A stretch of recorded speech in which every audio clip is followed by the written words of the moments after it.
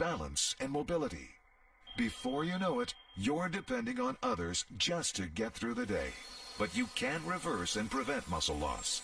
Introducing MyoHealth, a revolutionary proven approach to increased muscle strength and function in as little as 30 days. Live life on your terms with more energy and confidence. After a serious health issue put me down, MyoHealth's getting me back up again. And doing activities that I haven't done for a long time, it really works.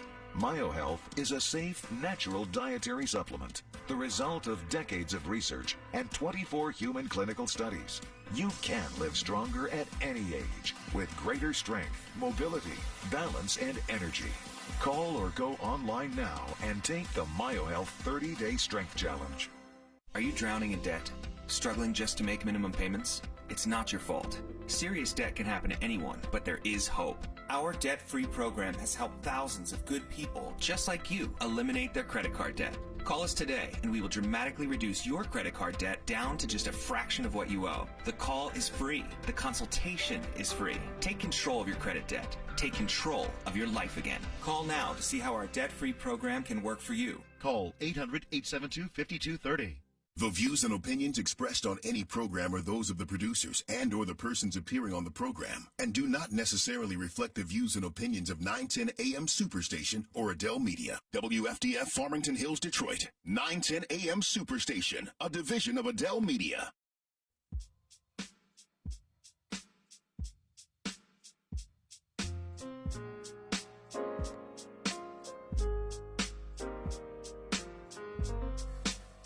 Good morning. You're listening to 910 AM, the Superstation. My name is Robert Ficano, and you can reach us at 313-778-7600. I'm here with Keith Williams, who's just got back from Washington, D.C., telling me a little bit about his trip with visiting the Congressional Black Caucus. They had their annual meeting.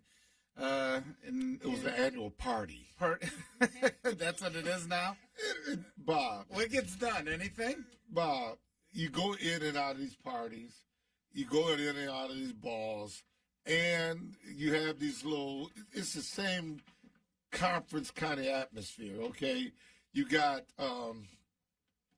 you have all these, these so-called experts talking about whatever genre they're in. They talking about, and then you after the conversation's over with, then what? Okay? Yeah.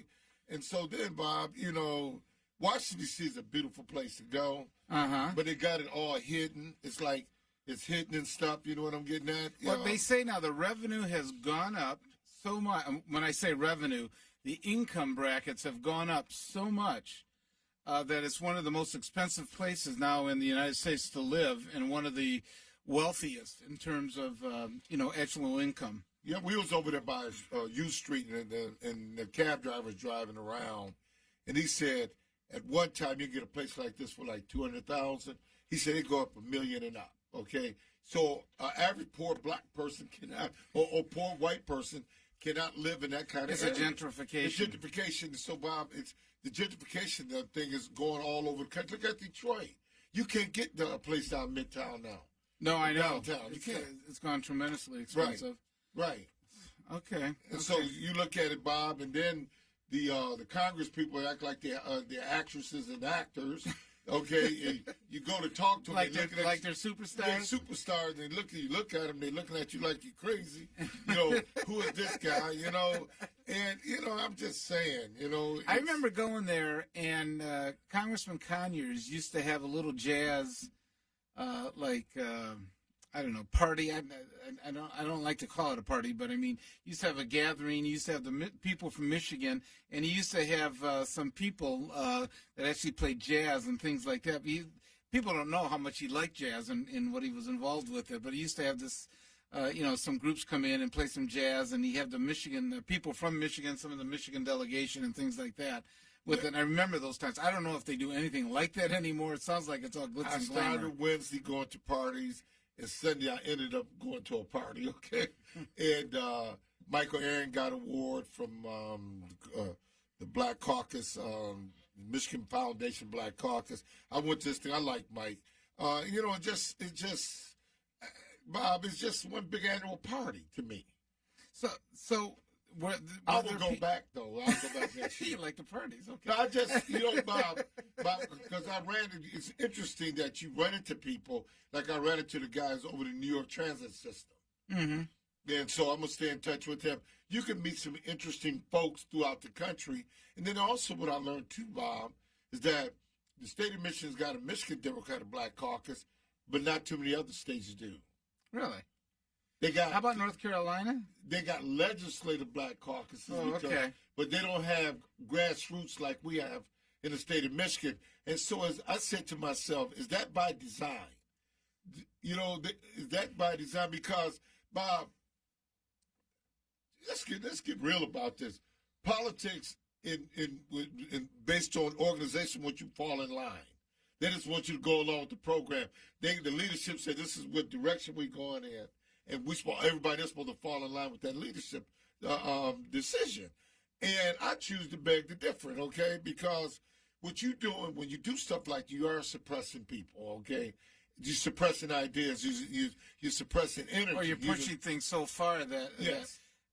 And we'll get into also about Warren. Now, it looks like she's passing in Iowa and New Hampshire. We also had the discussion... Why do we have these two states as the barometers of what you start picking the leadership for the parties? But all white states. Yes. Also, join with us today here. I see Scotty Boman, our libertarian. How you doing, Scotty? All right. Good. And Ficano? good. Mr. Ficano. Sounds like my dad. And we have Willie Burton, police commissioner. That sounds like they had an interesting week here. We'll get a little bit into about with some of the voting that occurred at the police commission. Real quick, did you watch any? And I know we touch on this sometimes. Did you watch Michigan or Michigan State yesterday? I was working, but the bottom line is this: it's time for Harbaugh to turn that check in. They say that his team looked listless. They looked lost. They looked defeated after it was 14-0, like they gave up. There was an interesting article 2 days ago. I forgot who it is, the little short, fat guy. What's his name? Not Mitch, the other guy. They was talking about... Oh, Wojo. They was talking about Dan Antonio had their... What is the next step, okay? Because them guys are getting older, and the energy level, man, and the coaching staff, it's... Same old. Yes, it's status quo, man. So Michigan State went down Northwestern. Usually Northwestern's a tough team to beat. Yeah, they usually give them a big problem down there. Yeah, they get big problems. They went down and stuck it to them, man. Yeah, I think at that point that they were sort of embarrassed and frustrated with what happened with Arizona State. And I think at that point, they got cheated in that, man. They did, but they should never have been in that position. Anyway. Yeah, I know. Yeah, call should have been called when the guy jumped up over the pile and stuff. But let's say this, Bob. Local talent is now helping Michigan State out. The kid from UOD, Collins, that grew up in Detroit, running back. Collins, which he was like the third on the depth chart, and suddenly now. Yeah. And that was one of the mistakes they actually made in the Arizona State game. They weren't handing him the ball; they were trying everybody else, and he would get positive yards whenever he touched it. But they kept going to everybody else. That was part of it. Did you see this, Bob? It said workers are worried about the plight of the middle class. Yeah, well, that's what the strike's about in GM. Yes. With it. Everybody is concerned about General Motors and what they're actually doing in terms of it looks like it's going to be harder. There's some unprecedented things they've done. Number one, they released what they initially offered to the union. You've never seen that. They've always negotiated secretly, and then they would announce what it would be once they come to an agreement. They're like trying to step up ahead of the union and say, oh, look what we're offering and stuff.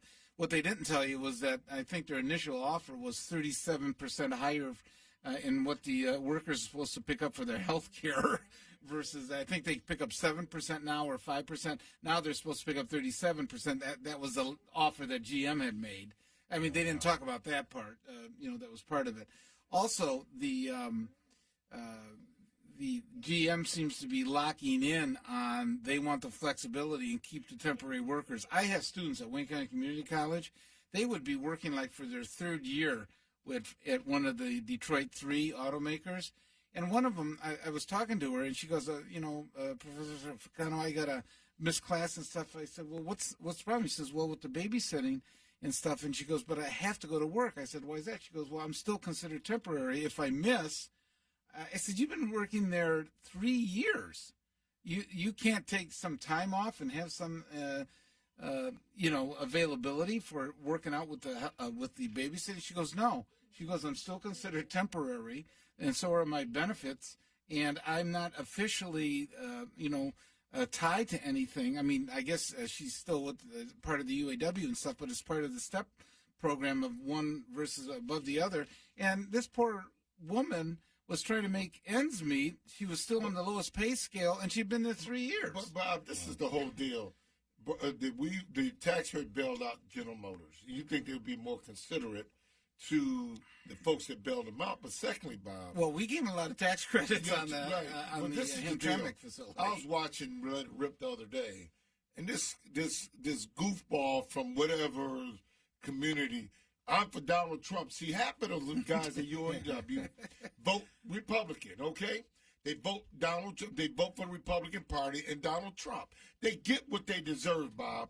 The folks that feed you, you need to be with the folks that feed you, okay?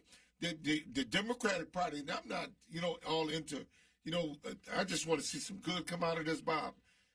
But look what Barack Obama did. They ran him out of it. They called him everything but the child of God.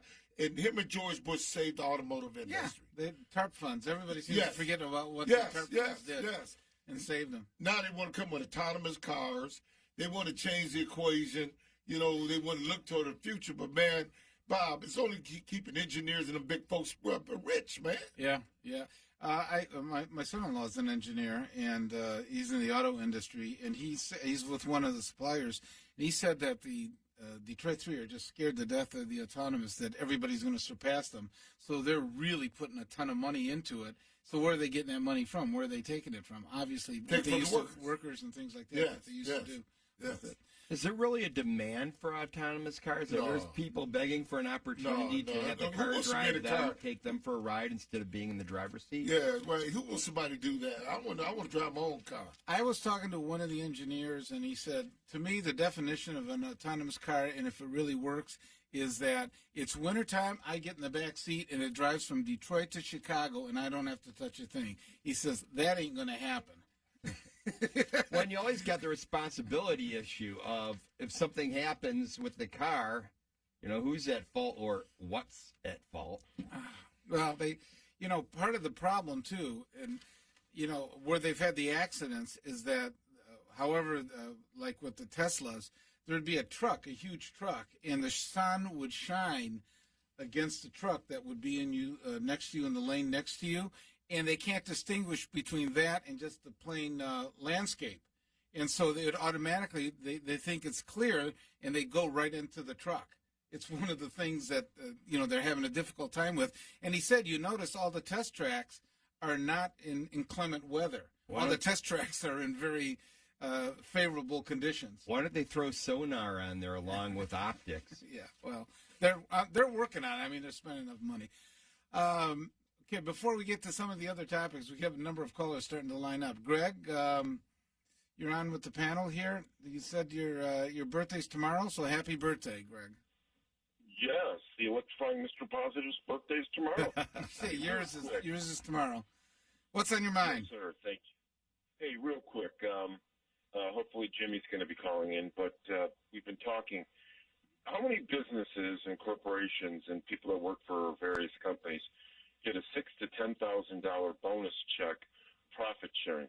What would that be to an increase? Let's say you made $50,000 and you got a $10,000 bonus check. What is the percentage of that?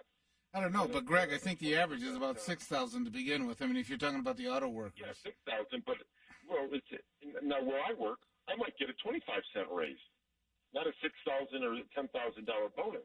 So when people are bitching, excuse the language, complaining about they're not getting a wage increase, well, in essence, they are, I guess, if you meet that out over a course of a year. It's just people. No, normally, yeah. Normally that would be a. Wage and Spread that out over 12 months, okay? Spread that out over 12 months. But here's what it is, Greg. The reason why they're doing it for bonus instead of normally just rolling it in and negotiate it as part of their contract is that they want the bonus because they control eventually what some of the finances are going to be. And so if they have an off year, they don't have to pay the bonus, and it's not baked into the salary of the workers. So it's a way to really shortchange them, because normally you would negotiate that, put it in the contract to be another step. But now what they're doing is say, well, it's a bonus, and next year it may not be as high. Well, it's still an increase that far supersedes everyone else that works at more regular jobs. Well, it's not that it's more regular jobs. They're helping them produce. I mean, let's face it, it's the workers that really help them produce and become the successful car companies, isn't it? I mean, the reason why General Motors or Ford or Chrysler is doing so well is because of the quality and the things that the workers actually do on the line. And we saw it in the early 70s, when the quality isn't there and the workers aren't paying attention, it goes way down. Yeah, people go elsewhere. Do you think the average worker on the line has an Einstein IQ? It's easy. It's easy. But you know something, man. From one point to the next. You talk about the worker, but you're not talking about the fat cats sitting up there getting $50 million bonuses and all that other stuff, stock options. It's. Yes, I agree with you on that one. Yeah, and so the bottom line is the common folk need rich folk, and rich folk need common folk. So how do we merge the two together where we can have a society that everybody can live a normal lifestyle?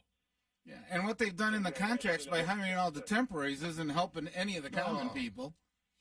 Why not make them permanent workers? I was just in Washington D.C. A house about 20 years ago went for $200,000. Now you can't get it because of $1 million. So they pricing middle class folks and poor folks out of the marketplace. Hey, real quick, you're right there. You're right. What about FART, facial recognition technology?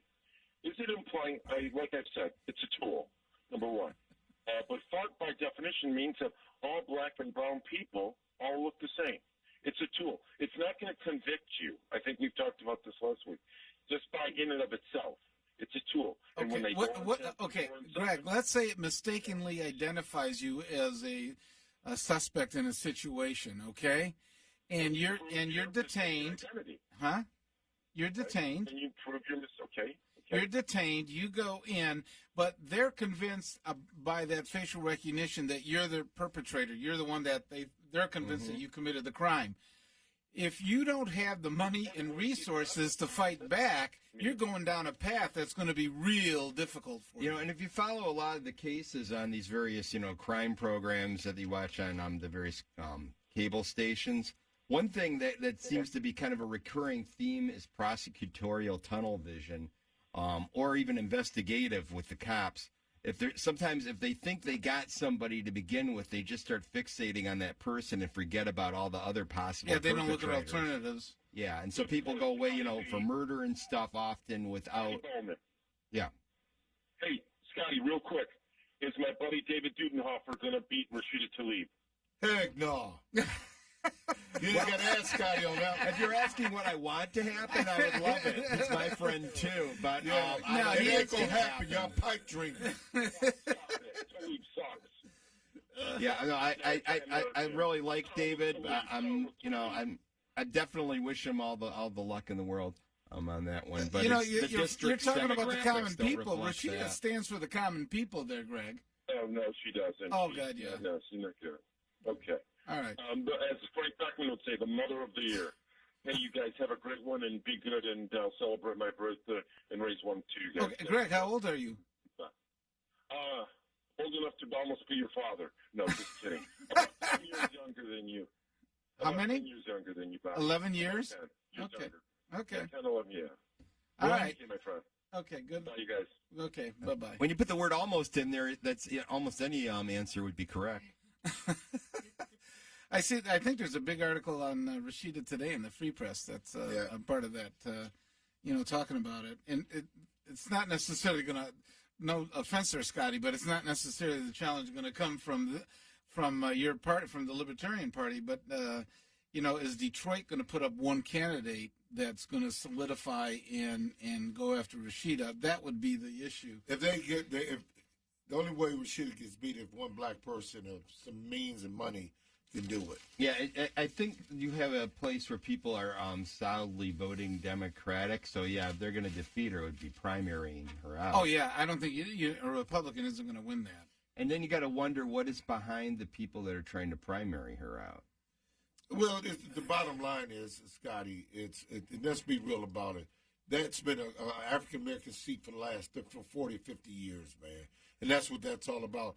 Through all the Voting Rights Acts and all that other stuff, can we have somebody represent us that look like us? That's the argument. Yes, that's the argument they make. Although she's been at the forefront of poverty, fighting a lot of issues in the past. I have the greatest respect for Rashida Tlalib. Rashida Tlalib was the only elected official that came to my defense when I was going through what I was going through with the Gestapo tactics with the Detroit Police Department. And then, she gave some great comments on 910 and some great comments in the Detroit News. I mean, Rashida, for the Congresswoman, Rashida Tlalib, come to my aid. Hey, I'm with Rashida Tlalib, Congresswoman. Well, and she showed up and talked to the National Action Network, and I don't see any of her primary opponents showing up there. She's out in the community, and she's actually doing the work. I'm just kidding, because somebody shows up, somebody comes to people's defense, don't make that a good candidate. Hey, Keith, were you there? Were you there? Let me finish. I work for the sheriff's office, so I can't get caught up in stuff like. And I'm sad that happened to you. But everybody, the bottom line is this: what are we doing for education and all that stuff that contributes to? If you got lack of this and lack of that, contributes to the crime. Okay, so.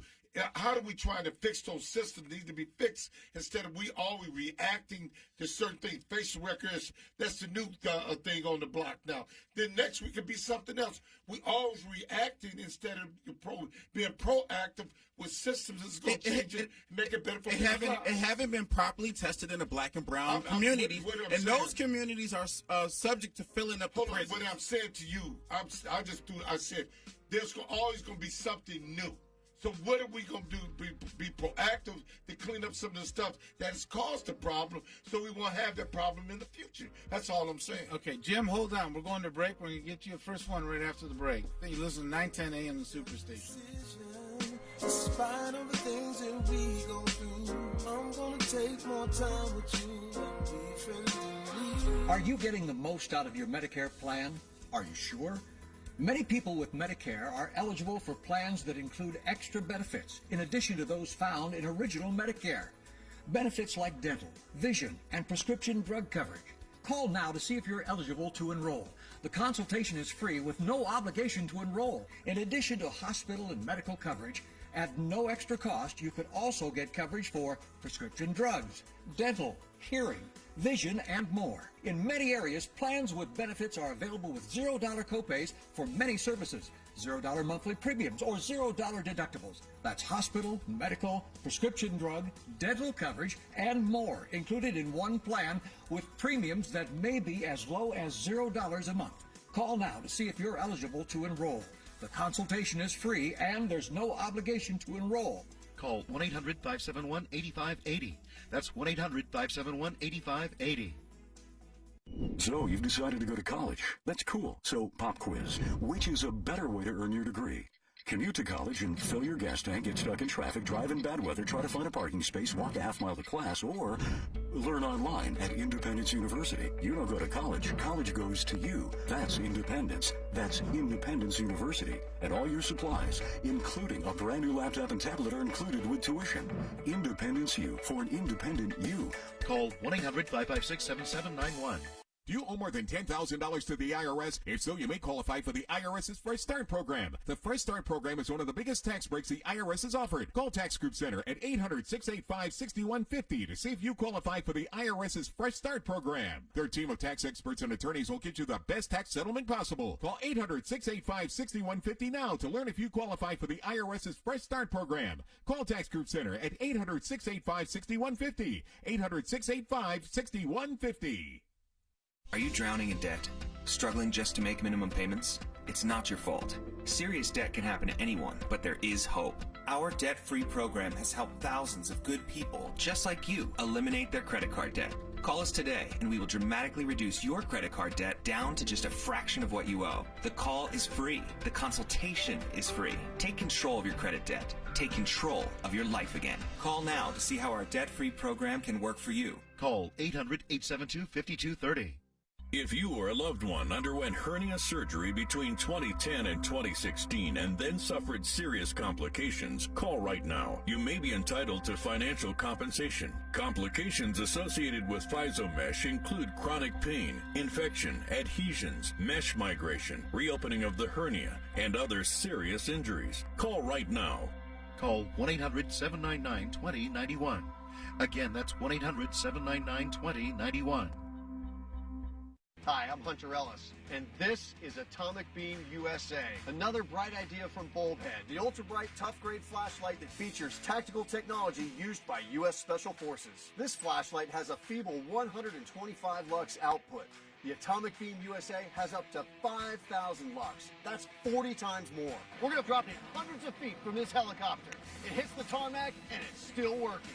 That's what I call a tough flashlight. Heavy downpours, mud puddles, even extreme temperatures are no match. You could spend over $100, or the Atomic Beam USA can be yours for just $19.99 with free lifetime guarantee. Order now, you can double it and get a second Atomic Beam USA.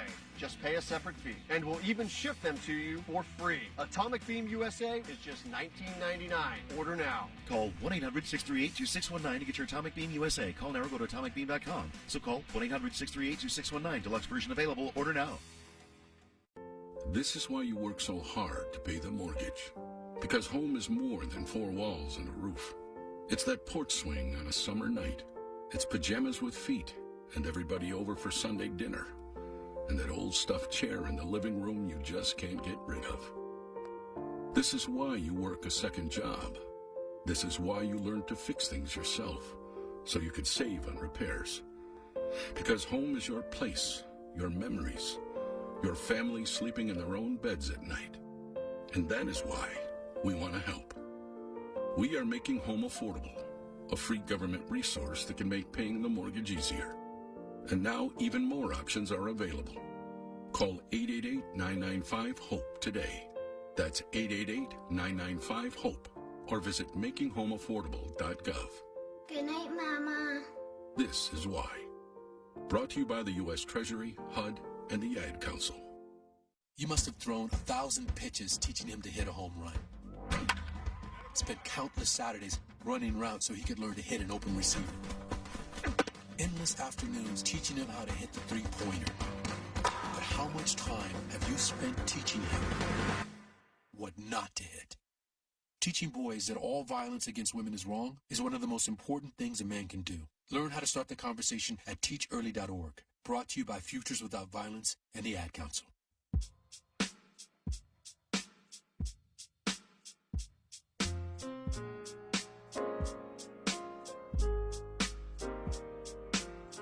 Good morning. You're listening to 910 AM, the Superstation. My name is Robert Ficano. You can join us at 313-778-7600. I'm here with Keith Williams, Police Commissioner Willie Burton, and with Scotty Boman. So first up, okay, we're going to have John. John, you're on with the panel. Yeah, good morning. Our local postal worker. Yeah, I just want to comment about the General Motors. I think the problem with General Motors and the UAW is all legacy costs. How much is GM paying out in pension obligations that the UAW negotiated for? And is that the reason why these young kids that are coming into the automotive industry can't afford the cars they build on the assembly line? At the pay they're paying. Well, I think a couple contracts ago they went to the 401k. Yeah, it's legacy costs. So, same thing with public sector unions too. So, John, do we have a legacy cost with you? They say the post office takes their money. I don't know what they're doing. They're about to. Well, no, you didn't answer the question. Answer the question. Is there a legacy cost affixed to your name?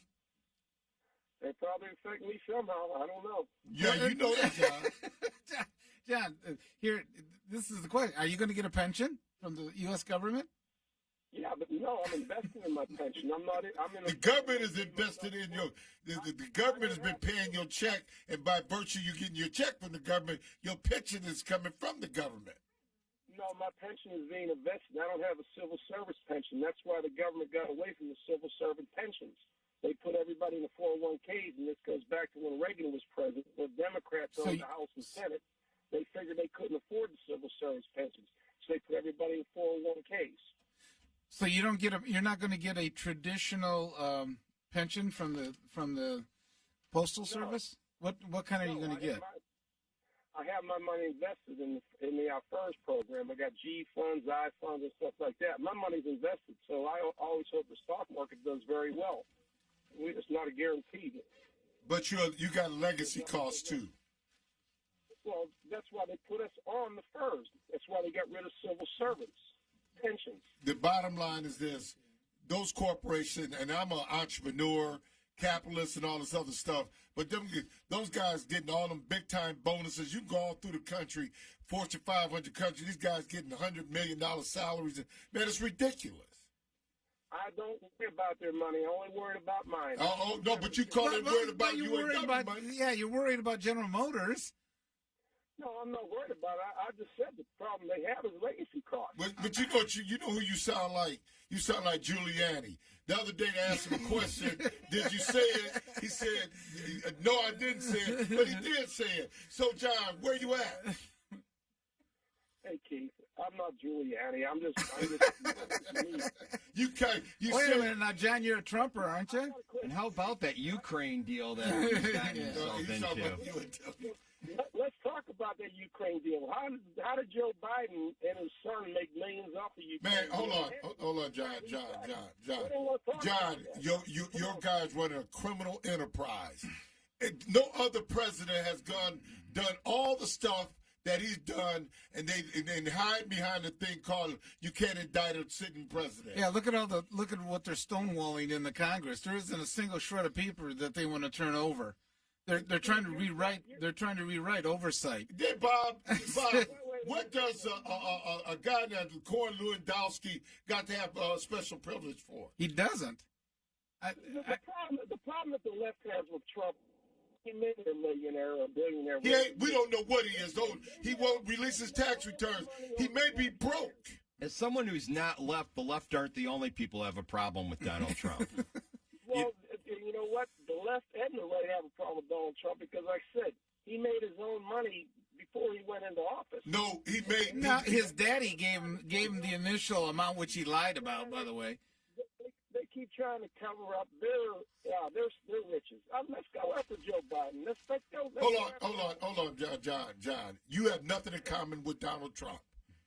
Only thing you may have in common, but I don't think you're a racist. I just think you just lost in the shuffle, okay? I don't think you just out there just trying to make your name for yourself. That's why you call on the radio show every Sunday. But I love you, my brother. But you have nothing in common with Donald Trump.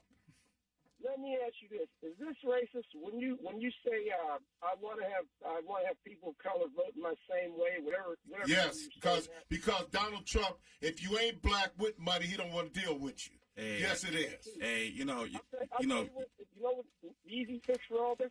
Get rid of straight ticket voting. Let the people think for themselves. Amen to that. Yeah. Wait, you have straight. You don't have straight party ticket anymore. Voting anymore. Yes, you do. No, you don't. Not state of Michigan. No, you don't. Because the guy defeated in a lawsuit. The federal judge ruled against it, and then they went to the Supreme or whatever, and they threw it out. You know. I think it's currently in the courts. I'm not sure where it is at this point. You want the truth? There has not been a ballot yet, a statewide ballot without straight ticket voting. When that law was passed, there was a temporary restraining order, but I'm not sure what they've done with it. Was it? They fought against straight ticket voting because they want to keep everybody on the straight ticket voting. For themselves. State party ticket voting is just simply a convenience, right? Everybody complains about the long lines in Detroit and things like that, and some of that just if they know that they want to vote Democratic, they vote Democratic. I mean, the people know what they're doing. I give them credit for that. I don't give them credit because straight ticket voting is for dummies. That's how a lot of problems are solved. Why it gotta be dummies? What's man? wrong with actually looking at all the candidates when you vote? You seem to forget that I think Donald Trump the last time benefited from straight party ticket voting. Yes, he did. I'll agree with that. But I don't think that the Democrats always John, y'all voted an idiot to the White House. Your friends, okay? And then y'all suppressed the vote. Y'all was over there commingling with Russia. Putin was running those Facebook ads and all that other stuff. So, come on, man. He didn't win the election fair. Hey, I like how Bernie Sanders is swinging himself. You know, Bernie's sinking. I hate to tell you, Willie. Billy is sinking. They got Bernie. They got they got de Blasio out of the way. Bernie say he want to ban law enforcement from facial recognition. Okay, but Bernie's saying Bernie said y'all go for it, man. Hey, me and the Congresswoman, we got Bernie's back on the ground. I think Bernie's fading fast. He looks like a grumpy old man hanging on there. And then all his hand movements and all this other stuff. You know, his day is over with, man. And y'all need to stop following it. Hey, you need to turn in that cap and that badge. Okay, John, we have a number of callers. John, you have a great Sunday, okay? Keep that mail rolling in for us here, okay? With it, let me see here, real quick, Nathan. Then we're going to get to Rod. Nathan. Good morning. Good morning. You and your co-host. You know, I listened to the conversation about people's upset because the 13th district was a black seat for over 40 years. Well, the mayor's seat was a black seat for over 30 years until it was flipped by Mike Duggan. Do you think it could continue to be flipped? Sir, you know what happened? We need to look ourselves in the mirror on this one. It happened. It couldn't happen without black folks' participation. That's all I'm gonna say. But I just said, do you think it could continue to be a white seat since it's been flipped? That's for the people that's upset. I don't think this is a plan that people know what's going to happen after Mike Duggan. They don't even know if he's going to run again. Guess what? I remember when the Detroit City Council, all them seats was white, but they black now. What you got? Facial recognition, ain't you? Huh? Hey, I was a no vote. Yeah, and then you got that Board of Police Commissioners where, yes, we have Willie voting on the side of good here with two other people. And then you can recognize their faces. And then you got 8 people voting in lockstep as usual on the wrong side. The same 8 voted to continue the illegal meetings. The same 8 voted against transparency. He just asked a question, Scotty. Is it facial recognition? He just showed you it's easy to recognize him. Country preacher vote for it. Say that again, Nathan. Did the country preacher vote for facial recognition? Yeah, are you talking about? He was covering his face half the time on the. Absolutely. You know, I'm who's that? You have Pastor Holly? Yeah, Pastor Jim Holly. You know, I would say this is that, you know, Reverend Holly should have listened to the voters. You know, you had hundreds of voters. Came to Detroit and got city slick. You had hundreds of voters that came out to the Board of Police Commission to express their concerns that they don't want facial recognition in their town, and they also was chanting, shut it down. But no one on the board was really listening, and the Detroit Board of Police Commissioners should not be an appendage to the Detroit Police Department. You know what I found kind of interesting? I know it was a controversial vote and things like that. You did not see much coverage, it seems like, out of both dailies. I mean, they might have written articles about it, but it wasn't a banner headline type thing that they were doing. It surprised me. Bob, I have taken critical facial recognition for about 2 years, and I find it interesting that Chief Craig said he's going to be transparent. Where was he at 2 years? During those 2 years, was he transparent? You know, when it comes to transparency, we have gotten very little transparency, number one. The Detroit Police Department secured funding, implemented a program, used it for nearly 2 years, and then they come back 2 years too later and say, hey, we want you to approve a policy that they created. It wasn't created by the board. It was created by the department 2 years too later. So you want to use us as rubber stamps? Shame on you, Chief Craig. And you know what? You know, sir. But my brother, you asked the question. You didn't jump to something else. Just finish the question about will there ever be another black mayor? I think it will in time, okay? Yeah, well, we over the black mayor tip. We're talking about facial recognition. This is something right now going on in real time. Yeah, but the bottom line is this. The bottom line, there's other issues, and I think that's one issue, but I'm talking about the gentrification economics for people so we don't have to go through facial recognition. Yeah, but the callers are calling in about facial recognition. No, he brought it up. He's a caller. Okay. He's a caller. And I want to bring up that, Keith earlier was saying before the break about why are we reactive instead of proactive, but when you got the chief and people in the department underhandedly sneaking in something, and then you don't find out about it until it's already there, then what choice do you have other than to either be reactive or to acquiesce to other people violating policy? The reason why I say that, I'm not saying that y'all want issues, but that's y'all issues, and I'm happy for you. But there's other issues out there, too, and we reacting to everything. That's all I'm saying.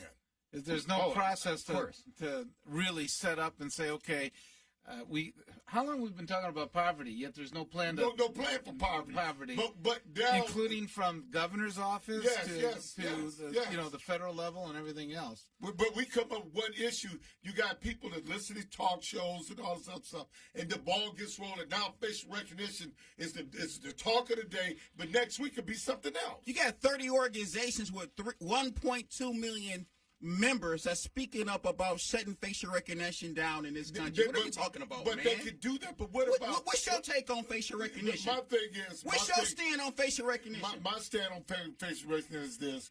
Nothing should be done from a racist standpoint and used to hurt people. The system is biased. But my thing is this. What about education, access to the capital? What is it? That is a part of artificial intelligence, the system is biased. We as a city, we as the blackest, poorest city in America, we cannot afford to misidentify a single person. Hold on, guess what? The bottom line is this. You got crime in the city, okay? How do we solve the issues of crime? So the issue we're not going to solve it with facial recognition. Hold on, I'm not saying going to the core issue of why do people commit crime. Issue, why they coming up with facial recognition. And the bottom line is if you don't have resources and people not get educated, they're going to live a life of crime. In New York, an 18-year-old student was wrongfully arrested with this bogus technology. Okay, we got to get to some of the callers here, okay? I know... thanks, Nathan. We appreciate it. Okay, have a great Sunday. I know we have a guest here, or a caller here from the American Civil Liberties Union, Rod. Good morning. Good morning. Do you want to chime in on some of this? Good morning, Rod. Rod Montz, ACLU. Hi, Rod. Commissioner Burton, how are you this morning? Hey, I'm good. How are you? I'm doing well. Hey, I appreciate your fight and how you've been speaking up and educating the community about this technology that some of my colleagues has passed. Although I was a no vote, but I appreciate you. You want to chime in on some of the discussions that you heard at the commissioners' meetings from citizens coming out being very vocal, and how and also how the board reacted? Well, people sat there sort of stunned at first and then were outraged at the way the board conducted that vote and ultimately the decision that they made. It was a rush vote, right? Right. Well, it's been kicked around for 2 years. I mean, they're surprised that it perhaps happened that day. I'm sorry, what? There were no Detroiters asking for facial recognition technology. So the board did not listen to the residents of the city of Detroit, and their vote, I think, is going to have a negative impact on everyone who lives and works in the city. Now, Rod, they said, and I don't know what it is, they said that there were some changes to it that are supposed to be some safeguards. Do you know what they allege that those safeguards are? Well, the chief, to his credit, has done a good job of revising the policy to put some checks and balances in place, and also to provide a discipline mechanism for people found to have misused the technology.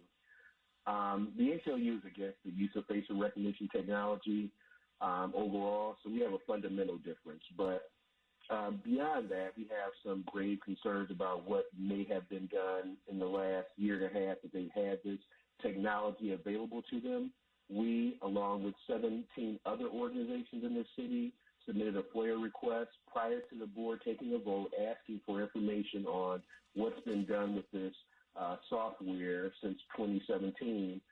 We asked the board to postpone a vote until we get an opportunity to review the documents we received as a result of that FOIA request, analyze them, and then report out. We thought that that would provide the board an opportunity to make a more informed decision before casting a vote that could have potentially negative implications for residents here in the city of Detroit. Here's the one question I have, Rod, and I know very little about the technology, or not as much as some people do. If you have your iPhone, how come the iPhone is able to usually recognize everybody? And I don't like the facial recognition on my iPhone, but it recognizes, and it seems to be accurate, that if I'm an African American or if I'm a white person, if you hold up your iPhone to your face, the technology seems to recognize it, 99% of the time. Well, I'm not a technologist. My answer to that would be I would think that the difference in the software being used by Apple and by the DPD are significant. We know for a fact that the software that DPD is using identifies people of color at a very high rate. Rod Moss. If that software misidentified white people at a rate that high, it probably wouldn't be on the market. Well, Rod. If Chief Craig dared to use that technology, he'd be called. So why wouldn't they substitute the Apple technology or the software that they use? At least that'd be one of the safeguards, because it seems to recognize, it seems to do it at a very high accurate rate. Well, Bob, if you look at what happened in New York as of April of this year, it was an 18-year-old student that was wrongfully arrested with the technology of facial recognition, and it was actually by Apple. So now the family is suing Apple for $1 billion. It's a big story that's out there floating. I understand. So maybe the Apple system isn't so accurate. But here, Detroit Police Department open up all the phones. But here's Detroit Police Department. Detroit Police Department is now using DataWorks, but there's a lot of pushback with DataWorks, just like it was with Amazon. Okay, Rod, hold on. We're going to have some other callers join in on this. Next up, we have David. David, you're on with the panel. Hello. Hi. Hello, guys. How are you? Good. David with Michigan Law Radio Show. What's up? Not a whole lot. So, the one thing here that nobody's really talking about, which I think is going to be a problem, is the Fourth Amendment violations of anonymity. You should be able to walk through the street without being able to, with anonymity, without being able to retract in real time. Unfortunately, I think what Willie and some of the other guys are doing, going the legislative route, is really the most appropriate route here. 4810 House Bill. Yeah, we have a very reactionary judiciary system, and until somebody gets wrongfully convicted and we can get it up through the chain up to the U.S. Supreme Court or the Michigan Supreme Court, there's nothing that we could do about it without proper legislation to anticipate some of these issues. And so I think what the push right now with the legislation is the most appropriate. Okay, so David, you're saying that there's an expectation of privacy to be walking down the street? There's not an expectation of privacy when you're in public, but it's limited when you're in public. It's different than when you're in your home. But there is an expectation of anonymity. I should be able to walk down the street without people not being able to track me and know who I am and where I am. But hasn't that ship sailed with all the cameras and all the businesses now and stuff? I mean, if there's generally a crime that's committed, the police, one of the things they do is they check all the business cameras and stuff like that many times are outside of the store or location, and they're able to, use that as start to look at that for identification and stuff. So through the response to a specific crime, yes, that would be appropriate. But when we're talking about being able to track somebody in real time, that's the problem that I have. I think that is a violation of the Fourth Amendment, and I think that is what a lot of people aren't necessarily talking about. There are also the wrongful conviction things. There's something called the CSI effect with juries.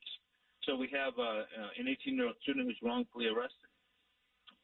But the wrongful conviction rate is a problem. When we have technology involved in the criminal convictions of anybody, the CSI effect is basically juries expect to see technology in play. They watch CSI and these other shows, and they expect to see high-tech fingerprints and video technology and video surveillance and all this stuff. And if they see that, they tend to believe it, setting aside all other reasonable facts that have been presented. But doesn't I've seen it the other way too, where now there's an expectation of DNA in every case, and many times it works to the defendants. If the police didn't pursue it, a DNA theory or a DNA matchup at that point, many times that works in the defendant's favor as well. That you're talking about the CIA, the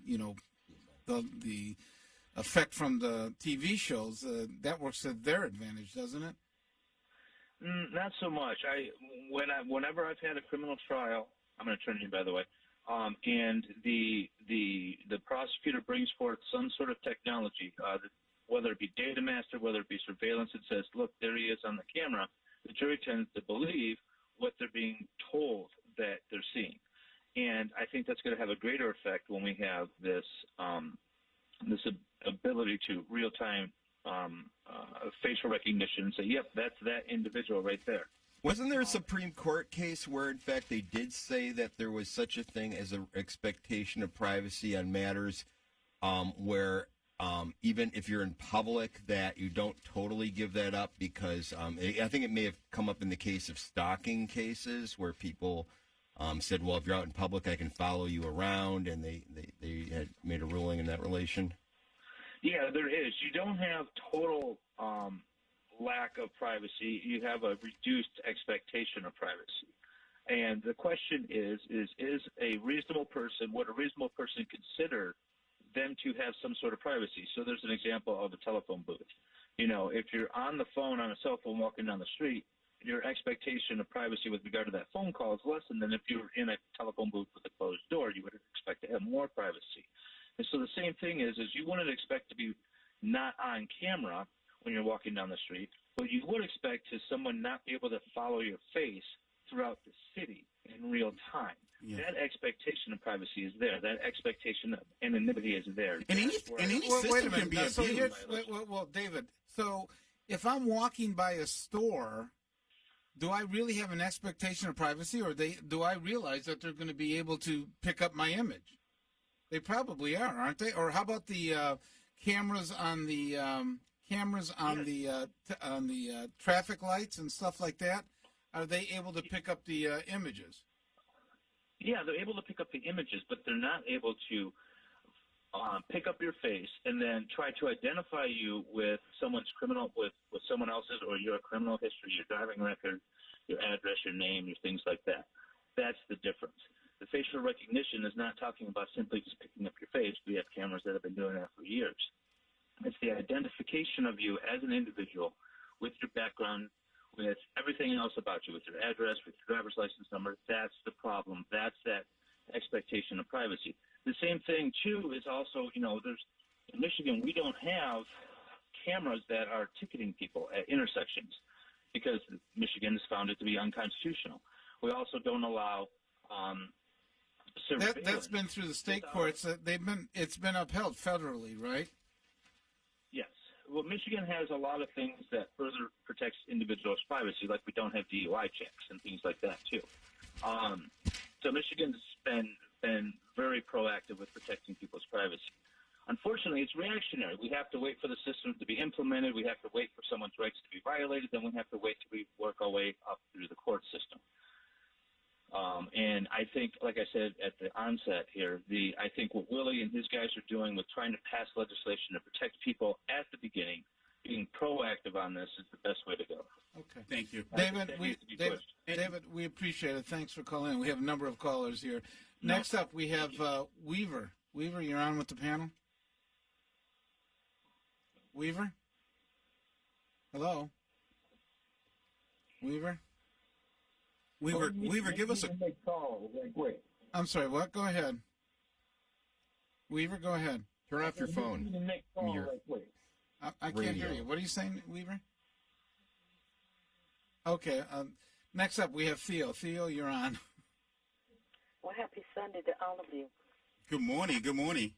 Well, thank you. I want to first of all thank Willie Burton for voting no Thank you. on the facial recognition. Also, Bill Davis and Darrell Brown. The ballot question, you remember right to work? You remember that ballot question? Mm-hmm. Yeah. Right to work was a trick to encourage people to vote for it. It was never meant for anybody's rights. And same thing with this facial recognition. That's a trick also. It's actually community surveillance. How many other cities in the state of Michigan have facial recognition technology being used? Do you know? Well, we do know the cities that are banning facial recognition, like you take San Francisco being the first city to ban facial recognition, and then you have Oakland and Berkeley. Now, just recently, as of last week, now it's facial recognition is banned throughout the state of California. California, to remind everyone, is a technology hub. Michigan's just not quite there yet. So why should we be the first to be pushing facial recognition when cities that are technology hubs are saying, hey, we don't want it? And the police commissioners, to my colleagues, I'm calling you out. If you serving on the board of police commissioners, you have to exercise your fiduciary responsibilities. You have to be able to listen to the people. You cannot be an appendage to the Detroit Police Department. The people have spoken loud and clear. We don't want this dangerous technology in our community. What happens? What? There are no cities in the state of Michigan Exactly. who have implemented it, correct? Exactly. Okay, there is they want to use Detroit as a guinea pig. No, well, Theo and even Willie and Scotty, one of the things you can do is that if you're really opposed to it, and you think that there's really a movement to go against it, why not start a referendum and just ban it at that point? I mean, that's something you can do that the city would have to pay attention It's something to. you can do, but keep in mind you got to collect signatures first. You got to have the language. There's a to do it. Lengthy process. I'm listening to this conversation and I'm trying to decipher. Willie and them may not want it, but the citizens may want it because they are the one affected by crime. The citizens didn't want facial recognition. We had hundreds and thousands of people come to the Board of Police Commission and say, shut it down. We don't want it. Let them talk. Go ahead. Okay. The bottom line is this, Bob. In these politics, I've been in a long time. It's the same advocacy group talking. But if you go into those communities, they want stuff to protect them. The 30 organizations. You get where I'm coming from? Yeah. Bob, I'm in the community, and I'm against it. Thank you. I'm with Theo. I'm not one way or another, Theo, on it, but I'm telling you, there's something want to be done with crime. I'm not against it. I'm not for it. I'm just saying that there's a lot of people that deal with crime on a day-to-day basis in their communities. They want something to happen. Okay, so Keith. Let me tell you about people in the community dealing with daily crime. I was broken in on, and I was in the house. Okay? Downtown has cameras everywhere. Crime still gets committed downtown. So how do we fix crime? The machinery is one thing, but how do we get to the crux of the problem? We don't have no data. We don't have no data on Project Greenlight. Where's the data on Greenlight? So Greenlight is not even a deterrent right now. Hold on. Crime is up in the Greektown area, the whole Greektown corridor, where shootings is up, crimes is up. And you have police on every corner, but for some reason they cannot lower crime in the Greektown corridor area, and it's heavily surveilled. But they have 500 cameras. They do not have 500 people watching. Okay, we are going way over here. Okay, we're going way over. We got to take a break. Okay, Maxine is doing that. Theo, thanks for calling. Hold the line, Miss Theo. Thanks. Hold the line, please. No, we're set. Theo, thanks. We got a number of callers. We appreciate it. Thanks. Oh, okay. All right. We got to have some order to the discussion here. I'm just trying. This is Reverend Sharpton, and on the last Keeping It Real with Reverend Al Sharpton. Oh, I just don't count the votes. They're not there with the vote. They just get I just answered you before, sir, that I know thousands of people that are in the rooms when the votes come in. Every candidate has people in the room. When I've run, I have people in the room. Everybody running is going to have people in the room when the count comes in. The question is making sure we get the right count. The count does not come from them counting ballots. The count comes through technology. This is not 1890. We're not having people at the courthouse standing in line or the schoolhouse and you see the ballot. The question is making sure you have the right voting companies, that they're not hacked or not in any way eliminated. You could have everybody in the world in the room. They will be in the room getting the wrong numbers. So keep it real daily with me, Al Sharpton. Attention! In July 2018, Bayer announced that it will be halting its sales of Assure. The Assure birth control may break or migrate after insertion, puncturing the fallopian tube, resulting in corrective surgery to remove the device. Thousands of women have reported debilitating health problems to the FDA. In April 2018, the FDA restricted sales of Assure to protect women and required that patients receive risk information.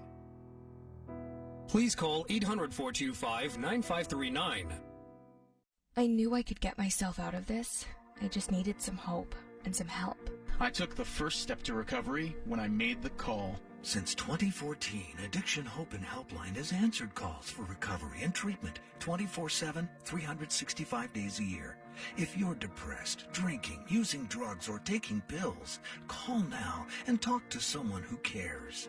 I had problems just getting to sleep, drinking and using pills every night. I feel like I'm losing control. I'm afraid I'll lose my job or even my family. Most insurance covers substance abuse. You can get back on track. Call now for hope and help with proven gentle recovery programs. I never thought that I could be somebody who didn't drink and use drugs. I have something to hold on to for strength. I'm in recovery, getting the help I need. Call 800-379-4799, 800-379-4799. Have you been denied credit or hit with high interest rates? A low credit score happens to many of us, and millions of people are victims of incorrect items on their credit reports and don't even know it. That's why you need credit repair now. Our proven process has resulted in past clients seeing on average 11 negative items removed from their credit report and a 40-point increase after the first 4 months in our program. Call now and request your credit report and credit score for free in minutes. Call 1-800-783-9197. Do you owe more than $10,000 to the IRS? If so, you may qualify for the IRS's Fresh Start program. The Fresh Start program is one of the biggest tax breaks the IRS has offered. Call Tax Group Center at 800-685-6150 to see if you qualify for the IRS's Fresh Start program. Their team of tax experts and attorneys will get you the best tax settlement possible. Call 800-685-6150 now to learn if you qualify for the IRS's Fresh Start program. Call Tax Group Center at 800-685-6150. 800-685-6150. 3, 2, 1. You're listening to 910 AM Superstation. We're the hottest station in town. Whatever you need, it's right here on 910 AM Superstation. The most powerful voices in the urban community. The most powerful voices in the African American community are all right here on the new 910 AM Radio Superstation. WFDF Farmington Hills, Detroit, 910 AM Superstation, a division of Adele Media. Good morning. You're listening to 910 AM Superstation. My name is Robert Ficano. It's got a little lively here today. Studio line is 313-778-7600. I want to get to this real quick. Are you looking for a career in radio sales? 910 AM, the Superstation, is looking for energetic salespeople to sell the hottest urban talk radio station in Michigan. If you have a great personality, a desire to learn and earn in radio sales, call Dody Johnson at 248-278-0910. That's 248-278-0910. So we're talking a little bit about some of the policies of Detroit Police Department, obviously with the facial recognition, what's going on. We have a number of callers calling in here, and to get back to a little bit to the issue that Keith is raising, that the technology and stuff is a current issue in front of everybody, and everybody realizes that. I think you're looking more at long-term, what's going to solve some of the problems. Solution. Forget facial recognition, all that. How do we solve the issue of crime when it comes down to poverty. kid and poverty? That is to seem like the crux of all the problems. How crime is, because of lack of resources, Bob. Kids go somewhere. They got to eat. They got to have clothes. And what do? You got predators out there. Look, drug dealers and all this other stuff. And and guess what they're gonna do? They're gonna try to go make some money to take care of themselves. Okay. Next up, we have Miko. Miko, you on with the panel? Miko? Hi. Good morning, everybody. How y'all doing? Good morning. How about you? Good. I just called just on my way to church. I'm against facial recognition. The city's opened itself up now to a bunch of lawsuits, mistaken identity, false accusations, and also the fact that people are banning this across the country and across certain states. Why would Detroit implement that technology or even implement such as the technology? I stand with Willie Burton, my police commissioner in District 5. I thank him so much for standing up for truth and democracy. They were supposed to have a public meeting about public facial recognition. They did not have it. The city council, and also there was a motion to entertain a alternative proposal that never got heard.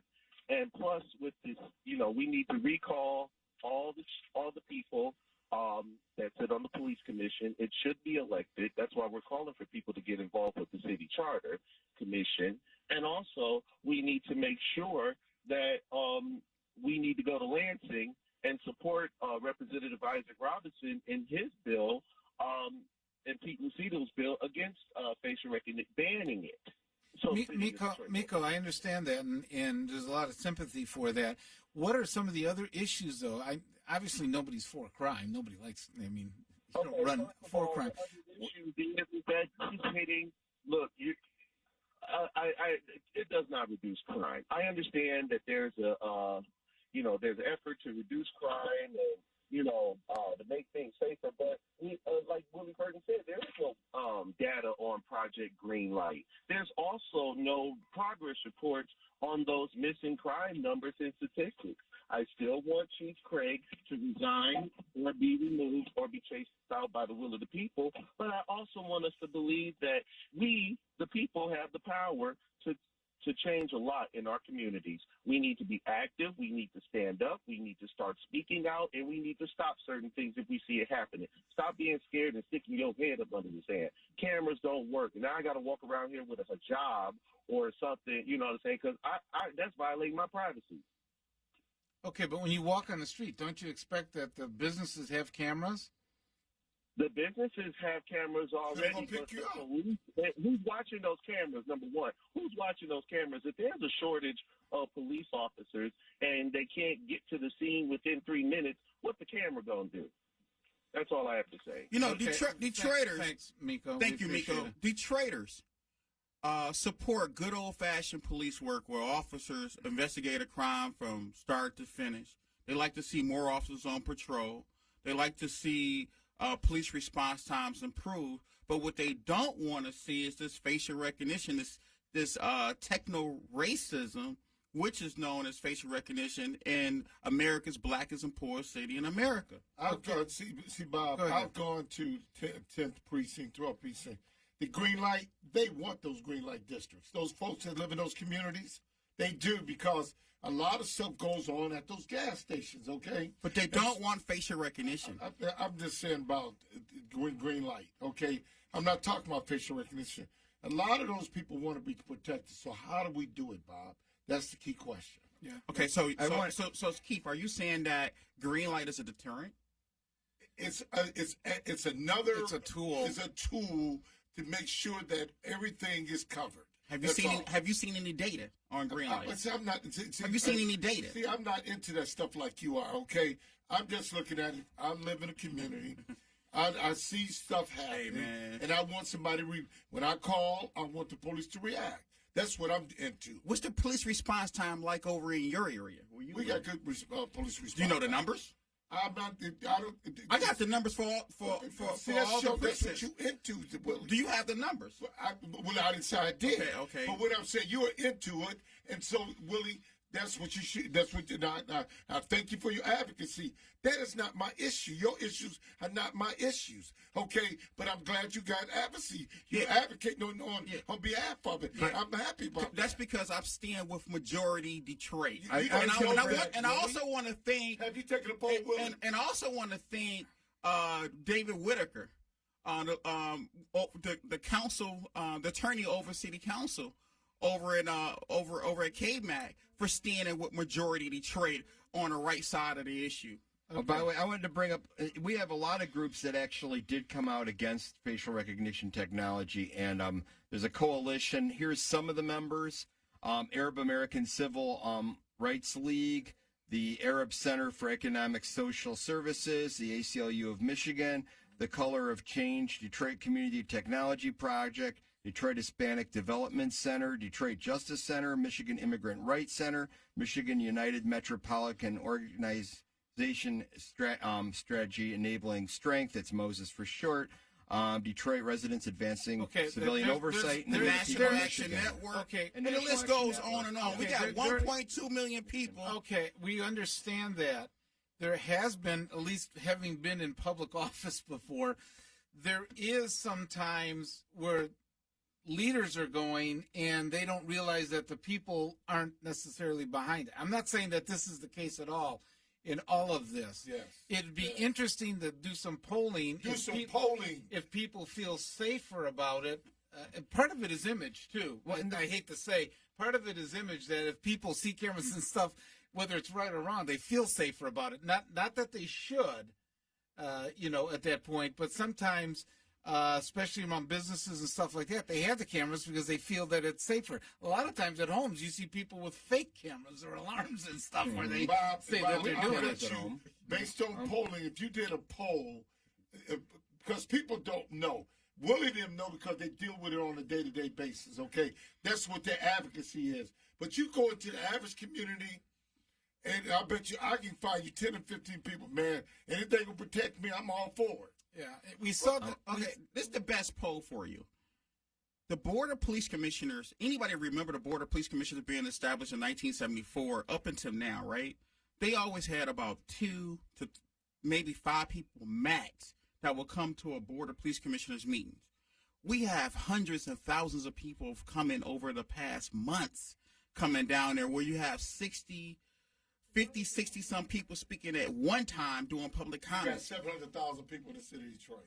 So you talking about 200 or 300 people coming to your meeting. That it doesn't represent the whole city. Well, and I say that speaking during public comment, we might get 60, 70 cars just for public comment alone, not to mention the those that's sitting in the audience. We ain't never had that participation until we started talking about Corporal Officer Dwayne Jones, who beat a woman that was mentally ill and receiving hospital, that's still on Detroit's payroll. Now facial recognition. Willie, I would be for your advocacy, but y'all seem like y'all want to push y'all agenda down people's throats. I want to get behind it, but guess what? The people of the city of Detroit are coming out speaking, saying we don't want it. Okay, 60, 70 people speaking on public comment? Are you crazy? They say shut it down. We don't want it. Well, wait a minute. Okay, Keith, what do you You got to say? must be for it, Keith. No, that's not. I don't believe he's for it at all. Actually, Willie, I'm glad you don't have a seat at the Willie, table. let him talk. Willie, let him talk. The problem is, that's all you talk about, Willie. It's you're a police commissioner. There's other things that you could be talking about. That is not all he talks about. Keith, learn how to serve the people, Keith. Learn how to serve the people. Commissioner Burton has been on a variety of topics. That's your issue, Willie. I got other things I deal with kids and sports and trying to make sure they won't have a life of crime. Facial recognition. If they solve the problem tomorrow, what is your next issue going to be, Willie? Keith, Learn how to listen to the people and serve the people. I go to precinct meetings. You ain't the only one. Your issue, you're on the east side, Willie. I'm over The callers are calling in talking about facial recognition. What are you talking about? Guess what? You brought the man brought it up, and everybody chimed in. You had the people calling in. You sound like a rubber stamp. No, I'm not. Well, I'm a rubber stamp, Willie. That's your issue. Okay, hold on. Let's get to some of the callers. Who's Mr. Protest Riot? Oh no. The man is about to set it straight on that. You know what, Chief? If you listen to how you sound, brother, you sound stupid, man. You need to play this tape back when you can listen to how you sound, my man. Hey, I don't call you stupid. Don't call me stupid, man. That's what you said. Because hold on. All I'm saying to you, brother. Make a comment. You can't shut your mouth because that's just what. Okay. All right. That's enough. Bye. Thank you. Bye. Next up, we have Vaughn. Vaughn, you're on. Yeah, I'm with Keith. I mean, all it is you have to have some type of deterrent. And that's all he's speaking of. He ain't talking about the actual facial recognition. No, I'm not. You know, but the green light is some type of deterrent. I mean, you look at people's cell phones, what they do, they take pictures. When police interact, just like Willie said about the police beating the homeless woman, if it wasn't for them cameras, he wouldn't be in the situation that he is in. Yes. It was a cell phone video. That's what it was. Yeah. I'm not against what Willie Burton talked about, but facial recognition, I don't have a problem with it because I'm not out there committing crime. But the crime is being committed by those who don't have a problem with. Those who have a problem with it. If they sit back and analyze all of this stuff is about to happen anyway because we entered a new era in life. It's going to be robotics out there, and then you're going to have all this stuff. Well, because we're going into a new world order doesn't mean we have to embrace it. But we don't have to embrace anything. We should resist. Embrace something. Something have to be put in place. If you don't put nothing in place, then you have chaos, bro. So if you go to London, Paris, that's all they have is cameras everywhere.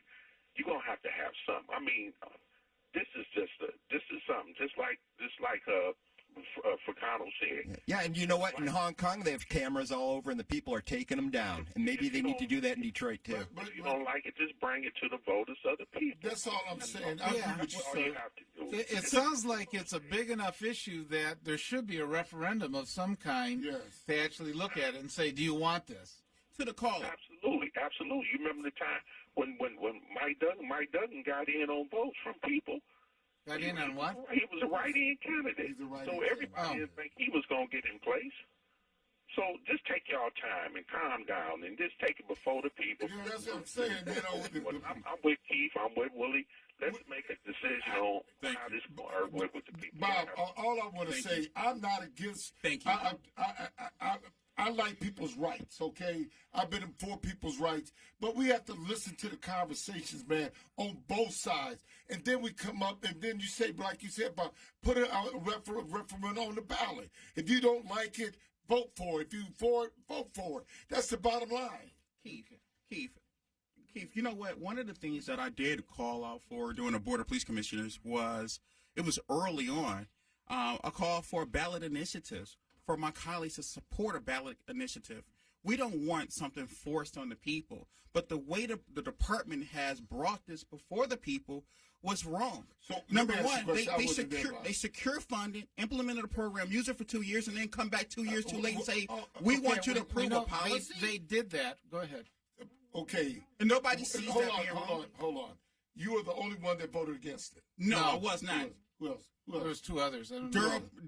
Commissioner Daryl Brown out of District 1 and Commissioner William Davis out of District 7. See, Willie, this is all I'm saying. People. We had over 30 organizations come down. Come on, Willie, let them speak. People want to be safe. So how do we make sure people are safe in their communities where they're not afraid to go outside in the streets? So my question is, what is the answer to that? Yeah, facial recognition. Yeah, let's take that off the table right now. You are a police commissioner. You're engaging in the police process. So what is your answer? How do we fix this problem where people feel that they can be safe? Well, we got to give, number one, we got to give our officers a better compensation so they can have a comparable salary raise compared to other cities and other law enforcement agencies, number one. Number two, we got to do something to make our retirees feel whole again, because a lot of our retirees are really suffering here in the city of Detroit. Thirdly, we got to put more officers on patrol. And we need to be able to figure out a way to reduce police response time, because police response time right now, if you call 911, you get a busy signal. You call 911 right now, you get put on hold. You call 911, you call 911, you may not see a squad car for 13 or 17 out minutes. And then looking at the police response time for green light locations, it can be anywhere from 11 to 13 minutes. The national average is 7.5. So, wait a minute. As a police commissioner, when you're sitting on the board, and I know, Scotty, you don't, at that point, you ask the police chief, why are these numbers what they are? I mean, if I was on the board, I would say, the response time is this. What are we doing to improve the response time? Bob, and I'm glad you said that, because anytime you see 20 or 30 officers sitting in the police board of commissioners meeting, it's time that those officers leave the room and get out there on patrol and keep our citizens safe. And I put the motion out there this past week. Okay. All right. We have a number of callers. We got to go to break. And we'll be right back. It's 9:10 a.m. the Superstation.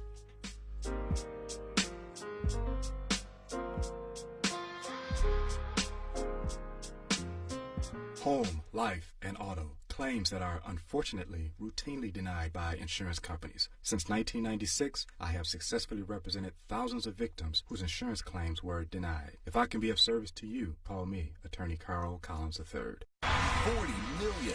That's the number of free phones still available, and the number of how many Americans can still get prescriptions free. Free could be wonderful. That's why I'm still working at 77 years old to pay off my prescriptions. I needed to have a prescription filled, and I had to leave because I couldn't afford it. Call now and see what's available for you. Free prescriptions. Over 10 million people get prescriptions free, and the program has expanded, so another 40 million can. Free dental. Over 15,000 dentists have provided over $330 million in free dental work. Free cell phones. 40 million free cell phones are still available, with free minutes and more. Free cell phone would change my life right now, because it's something I cannot afford to get. Medical supplies like back braces, knee braces, and diabetic supplies may be covered too. The free RX Plus hotline has saved callers over $12 million on their prescription costs. These free programs are now available to 40 million more people. Call now. Listen up, America. Are you or a loved one suffering with an addiction to alcohol, opiates, prescription painkillers, or other drugs? There is hope. Medication-assisted treatment is proven most effective for opiate addiction recovery. Utilizing medications such as methadone, Suboxone, and Subutex, combined with inpatient treatment, you can achieve lasting recovery. Most insurance is accepted, so call us now. Please call 800-625-5860. Stay up to date with current events and breaking news on our Facebook page. Search and like 910 AM Superstation on Facebook, and you'll see everything new, everything exciting, and all things Detroit. 910 AM Superstation News on Facebook Live right now.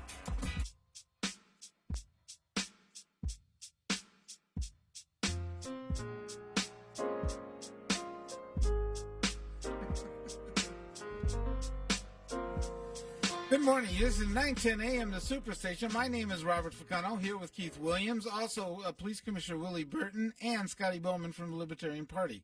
Now, we have a number of callers. We're going to get through as many as we can very quickly. Let's try to keep this somewhat civil on how from the callers and how we're going to have this set up. All right. So first off is Kenny. Kenny, you've been waiting the longest. Yes. How you doing? Good. Yes. I agree with Willie Burton. Willie Burton know me as a condo man. They call me. I'm at all the meetings I go to.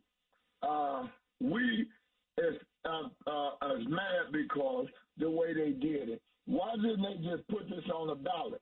We need to get rid of every police commissioner but Willie Burton. Okay. For the people.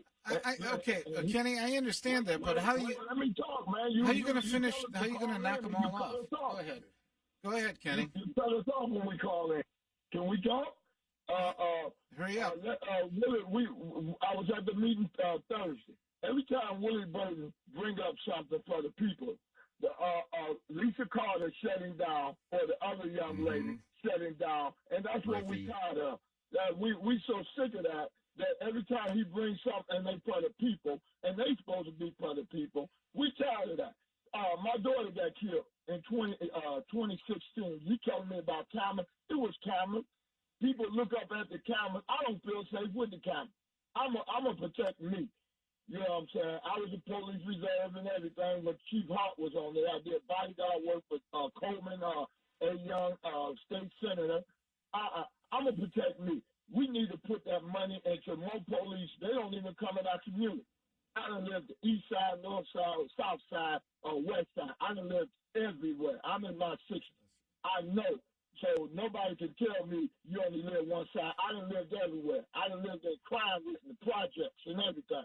Okay. So we need the police don't come out. We need them to walk back in the community. Take that money and put it invested into people, the police, so they can start walking through the community, and the people will know who the police will know people in the community. That's the problem. Hey, brother, let me say this to you. We got all these crooked politicians in the city of Detroit that say they're for the people. Especially black folks come out when it's time to vote. Vote for me. I'm black. That's what they might as well say. And then they get in office like our city council and rubber stamp everything that the people is against. And if the people are against it and you for the people, why in the heck are you rubber stamping it and letting it go out there? Put it on the ballot and let us vote. Cameras do not work. People rob banks and cameras. Okay, Kenny, you've been going on here. Keith, you got something you want to say? Thank you, Kenny. Thank you. Hold on, Willie. Go ahead, Keith. All I'm saying here is they want a lot of police, Bob. We out recruiting, trying to get police officers. We try to get them in the jails. They try to get them in the city, in the communities. A lot of African Americans don't want to be police. Simple as that. It's because of the pay. Look at the pay. You ain't getting nothing to put your life on But the line. you want them in the neighborhoods, but we got to get black folks into the game about law You know what, enforcement. Chief? They shouldn't have put marijuana in the city of Detroit and telling people can't get jobs because you know them young folks. Sir, can I just say this to you? Sir, let me say this to you. Marijuana, they shouldn't allow Gentlemen, I was on the board of zoning appeals about 2 years ago. I did not let those weed dispensaries get into the city of Detroit when I was chairman. Okay, somebody, let me finish, brother. Somebody, we argued. Hold on. I did my part, and we didn't get it. Could have been a proliferation when I was chairman of the board of zoning appeals. It didn't happen. So, brother, there is some people out there working on your best half. Okay, Kenny, you're opposed to marijuana, but the people did vote on that. I was going to say, every vote, any marijuana-related vote that there's been in the city of Detroit is won on the pro-cannabis side overwhelmingly. That was some tricky business stuff. We went to jail for marijuana. All right, thanks, Kenny. Kenny, we got... Okay, Kenny, thanks. Have a great Sunday. I agreed with everything else you said, Kenny, but when you went into the marijuana thing, you really weren't looking at the voice of the people. Lori? Yes, this is me, Lori. Listen, number one, why do we have the police commissioners meeting at these police precincts? People who want to talk about what the police have done in their community when they've done something wrong are not going to come down to the police commissioners meeting when they're asking for ID. That is a violation of the open meeting. It's a misdemeanor. The reason why the police commissioners were created in 74 was so that the people would have an oversight over what the police are doing. So none of those people besides Willie are on our side. So don't say that we're trying to put stuff down somebody's throat. Number three, why do we have to have it tested on Detroiters? Take it out in somebody else's city, like Bloomfield Hills, Beverly Hills, St. Clair Shores. We do not want it in the city of Detroit. When you go down there to that, and have have. Or either you put Yeah, I've been to plenty of them. Let me say this. I work for the sheriff department. So you have to see the people that are down there. Who are the people who live in this community? This must be Lori Parks. Okay. That's Lori. Okay. So why would I be, it's not that we oppose to stuff being utilized with new technology, but why we have to be the test dog on city? And everything that those people... Lori, I just want to ask you one question. Lori. I'm not against facial recognition, but when you need a police, what do?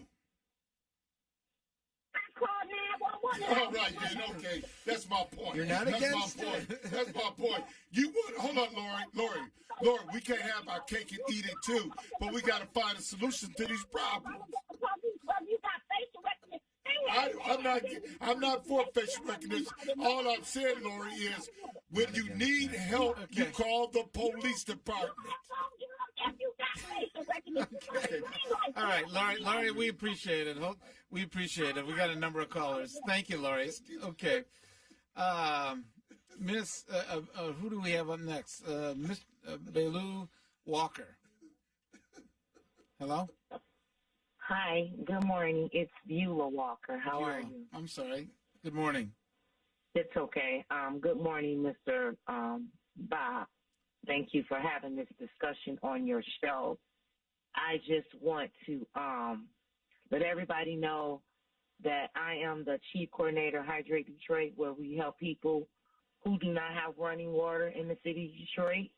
And right now we are at 62% of the entire population who do not have access to running water. And what I've been seeing since 2014, since I've been doing this work, I've been a community activist for 20 years. And what I've seen since 2014 is all type of money come into the city to oppress the people.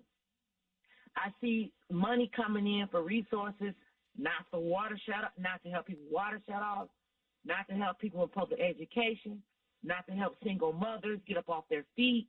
I see single mothers constantly getting put off public assistance, public resources. I see school closing. I see resources donated to the sheriff's sale where they put people out in their house 4 or 5 o'clock in the evening. People come home from work and they're locked out their houses. And it's just egregious for me to see over and over and over again money being allocated in the wrong places. And I am just ashamed of the chair, Mr. Keith Williams. I am ashamed as a young activist who has been watching older activists sell us down the drain. So I am just ashamed. So how am I selling y'all down the drain? When I hear you listen, Mr. Chair, I cry. So what have I done wrong, sister? I get your point. I'm the guys always talking about poverty. I'm the guys talking about economic inclusion. So what are you talking about? Mr. Chair, respectfully, the honorable chair, because you was elected to your position by the people, the things that I see you do, What have I done, man? What has he done that you don't like? What have I done you don't like? What I see him do is go against Willie Burton. And Willie Burton I'm not going against Willie Burton. You're just having a discussion I'm just having a discussion. The discussion Mr. Chair, the discussion and the terminology and the abbreviations come out your mouth towards Mr. Commissioner Willie Burton. Commissioner Willie Burton. That's obviously he's your friend and you trying to protect your friend. I understand that. Man, I'm not against facial recognition. All I'm saying is the tone and tenor of the conversation. When y'all always mad and fighting, that ain't going to solve the problem. So how do we solve the problem to correct the problems that's causing some deficits in our community? The problem is the problems that I addressed when I first got on this call. Water shut off, school closing. Do you know, Mr. Chair, that the BP gas station got the green light and they sell drugs to people? Let me share something. Hold on, sister. I listened to you. Let me just tell you what I just did 2 weeks ago about somebody selling Lucy cigarettes at the Marathon gas station. Hold on, I listened to you. Inside the BP gas station, sir. Hold on. Okay, all right. Go ahead, Keith. This is the deal, Bob. I just got the lady. I had my sheriff outfit on, Bob.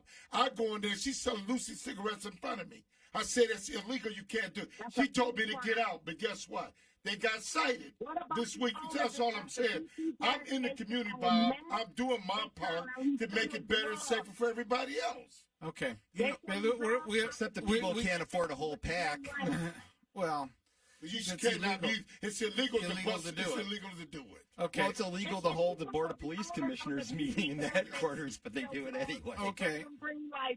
Ms. Walker, okay, we have a number of calls. I appreciate you calling in. Thank you. So next up is Tom. Tom, you're on. Yeah, good morning, everyone. Okay, first of all, I'm for the facial recognition, and I've heard about there being some, for lack of a better word, flaw with it, like the governor said, fix the damn roads, fix the technology, and it can be fixed. And another thing, as far as like I heard Commissioner Burton say, if you call 911, you get a busy signal. I'm sorry, every time I call 911, I've been able to place my, concern through to them. And, this whole thing about people's rights and all that kind of stuff, look at all of the cameras that they have downtown. Dan, you can't walk 2 feet downtown without being on the camera, okay? And, me, myself, I feel this way. Anything within reason, electronically, within reason, that can help the police do their job and make it that much more simpler, I'm down with it. For instance, this shooting back here earlier in the year where the guy was up on, I think it was Southfield and Joy Road, that camera got the license plate on that car, and, and that guy was caught within like a couple of days. Same thing like the woman who pulled a gun from up under her dress a couple of 2-3 years ago. They were also nabbed. So and the whole thing about about my rights being violated, about being filmed. I mean, come on, you got what? I can type your name in there on Google, hit the enter button, and I can get a whole profile on you: name, address, telephone number, who your relatives are, and even a criminal background. Hey, Tom. And let me say this also. To this point, they're talking about there not being enough police officers. I say this, if possible, and I know I'm being a little facetious, but I'm serious also. I say put a police officer on every corner. Then you know what their complaint would be? There's too many police in the city. I feel like I'm in a doggone police state. The police cannot win for losing. Right now, they're undermanned, okay? And people want to just sit there and talk about them like dogs. And not all of them, okay? But then if you have an overabundance of them, then it's like, well, we got too many of them in here. I can't go out here and rob and steal like I want to. No. You shouldn't be robbing and stealing. Okay, Tom, here, Willie wants to make a comment. Go ahead, Willie. Detroiters, they want to see, when you call 911, they want to see that the police come out and show up, number one. We do have to... I have a case I just haven't... Go ahead. Okay. We want the police to have the same love and compassion for Detroit residents as Detroit does.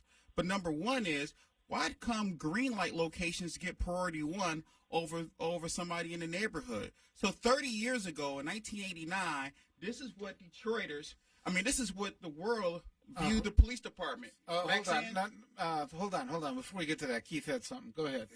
Tom, when I go on a plane, and they take us through that security, I feel safe. I want to know the whole thing is emanated from 911. Right. Okay? And so that's when all this stuff start technology, because people want to feel safe. Right. Now, or more like the authoritarians are taking advantage of it to take their rights. Let me finish my point. And all I'm saying here is, get the technology right. If it's going to pick some people, it's wrong. But get the technology right. Because when I go on a plane, I'm happy to go through all that security because I don't want that plane to come down. Well, the technology is not ready to be deployed because that's not right. But 30 years ago, this is how... Before we get to that, Willie, we got a number of callers. Let's finish up on that first. Let me say this, and I'm going to go. I heard one of the callers, complain about the police being there and what have you, and they're talking about they want to make complaints. Each one of these police precincts has what's called a come to those meetings and you can voice your complaints to whoever the commander is of that police precinct. Right. So don't give me this stuff about, they got too many police here and we can't make a complaint. Yes, you can. If you want to, you can do anything you want to. But some folks, all they want to do is just raise hell for the sake of raising hell. Okay, Tim, thanks for calling. We appreciate it. In response, Tim, I had to bring this up. In my neighborhood just a few days ago, there was a case of a young lady. She showed up on the porch of somebody in the middle of the night. She had been attacked and chased, and she was crying for help. And they called the police and waited and waited and waited. And they didn't come, and all of a sudden she had to run off, maybe because she saw the perpetrator, and we don't know what happened to that girl. They never came. Okay. I know where I live, Bob. We call 911. They always react to our calls. I don't know about any other area, but I know where I live, we do get response time. The 12th precinct. Okay. There's no way to really judge that other than to have pure statistics. All right, let's go to Terry. Terry, you've been on for a long time. Yes. Good morning. How are you doing? Good. I just had a quick comment. We're not against using facial technology, but if it's accurate, and that is the issue with it, it's 94% inaccurate. So for the police chief and these other commissioners, and thank you, Mr. Burton, for looking out for the normal citizen. You're welcome. Thank you. Why would you use this at all? Why? I mean, if you're if you're working with someone and you say, hey, we're going to use this tool as a part of our process. Oh, by the way, it's 94% inaccurate. So we can't depend on it 94% of the time, but let's use it. Terry, how do we know it's 94% inaccurate? Well, that's the statistic that's out. Wait, whoa. Let's break it down. Where's that statistic from? I can back her up on this one. Where is it from? And right now in South Wales Police Department over in the UK, there's a 97% misidentification rate, and then here, and some law enforcement agencies are using it here, and there's a 94%. How do we know that? How do we know that? We got the data from the Detroit Justice Center. Really? We also have the data from the ACLU. Yeah. But more importantly, the data is online. Willie, that's coming out of your mouth. Bring some data next week. Type in South Wales, UK Police Department misidentification. I realize that statistically, it's like anything else. It's like polling a little bit. If we know where it's coming from, they're going to definitely have a slant. The Justice Center, the ACL, they're opposed to this. So you got to be careful with that to make sure that it's not swayed in that way. Bob, it's been published. I know that. It just sounds astronomical for it to be inaccurate. But absolutely, but that is what is actually the case. And it was also used on several Congress people and misidentified those Congress people. 26 lawmakers. From the perspective of a mother of an 18-year-old black man in Detroit, of a 31-year-old black man in Detroit. This likens to me where Trayvon Martin was killed, and at that point we knew it was going to be open season on black people, and that is what this is causing, and all those commissioners that voted for that, they're going to have to be held accountable for it. Okay, Terry, we got a number of callers. We got a few minutes. Thanks for calling in. Like Terry was talking about, there was 26 lawmakers misidentified as criminals. I understand that. Let him get the calls in. We want the calls in. Do the calls. Yeah, Pam, you're on. Good morning. How are you, Mr. Ficano? Good, Pam.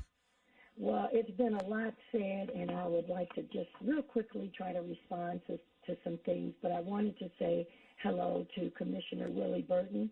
I think you are a #real hero. Good morning to Scotty Boman. You should remember me from Flint. I organized the largest candidates forum in 2010. Oh, thank you. Ran for office. Okay, Pam, we have a number of callers, so let's run through what's on your mind. I want to ask a question to the chair of the Black Caucus, Mr. Keith Williams, if he can explain the biometrics used to achieve facial recognition, the accuracy and potential biases of facial recognition. And I just want to know. I'm not a chemist by trade, so you should ask somebody. It's not even a chemist. I think it's a computer software. I asked the chair of the Pam to explain it. Pam. He says he's a voice for the people, so I want to hear his voice. Pam, I don't think we expect him to know the technology and how it works. I'm not going to sit up and say I know the technology. We already know that. Let's find something else. So Pam, you should get a life, okay? Have a good one. All right, thanks, Pam. Thanks for calling in. We appreciate it. You know, Keith. That's disrespectful the way you just disrespected this lady right here. This is an African American woman, and you just disrespected her by telling her to get a light. Come on, man. Are you serious? Pam has called in. Are you serious? Pam has called in several times and has this issue. You need to chill out. I found one at a time. Pam, I stand with you in majority Detroit. Okay, Sharon, you're on. Sharon. I want to understand and find out why it's so convenient and such a hard for gang members to reside in Detroit. Why isn't they doing the same thing in the suburbs? Once we can find out why things are happening here in this city, that's the only time we'll be able to change things around and make it better for everybody here, especially the poor folks. And they need to look at why things different in the suburbs than it is here in Detroit that's being allowed to go on here in this city. Why is it on the suburbs people they're able to pay their water bills, they're able to pay their taxes? Why is that? Because they get better jobs, better pay. Why don't they have that in Detroit? Why isn't it's such a difference between the black and browns being a lot in one city compared to the rest of the state? I think you find that throughout the United States. If you go to Baltimore, you go to other big urban areas, there's always a contention between the urban area and the suburbs. Michigan, I'm not talking about other states. Michigan, Detroit. But it's the same pattern that you see throughout the United States. You know, man. And I'm not saying that justifies it. I'm just saying that's the pattern you see throughout the United States. Well, why is that? Why is it so different with the black and browns where a lot of them where the majority of the population is. There's a number of factors. Number one is political money. Political money sways what goes on. Even better than everybody else. We need to be treated better than everybody else. That's all we go through every day. Ma'am, that's my concern. Ma'am, Detroit was 85% black in 2013. Black folks voted in the current mayor, okay? He got votes from black folks. So the bottom line is this. How do we get educated through the political process and then come up with African Americans and brown people coming together and creating their own economy and working through the system to make it better for all of us? So it's got to be a collective situation. When we do have the majority of control, something always happens where they tear everything down and they get rid of our politicians, the one that do be doing the best they can for the black and browns in this city. I know something a little bit about that. Okay, now one of the issues, and you can say nobody to help out. Okay, but look at we have Mike Sharon. We got Mayor Mike Duggan in there. Sharon, look at helping out, doing everything to help him out. Okay, Sharon, look what happens. The African American community did not come out as strong in 2016. You got Donald Trump.